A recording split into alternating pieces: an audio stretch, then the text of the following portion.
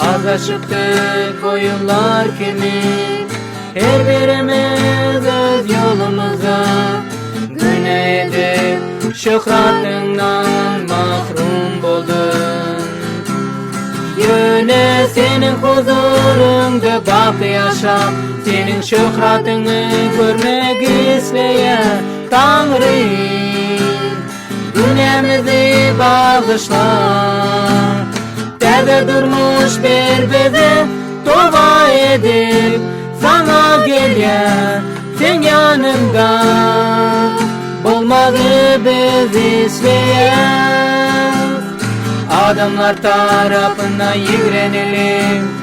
Kurban buldu İsa kızı kimin, bizim için günahın cezasın ol aldı.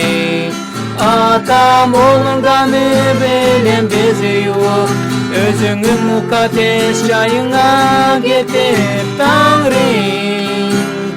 Günahımızı bağışla, teze durmuş bir bize tövbe edip sana gelen sen yanında.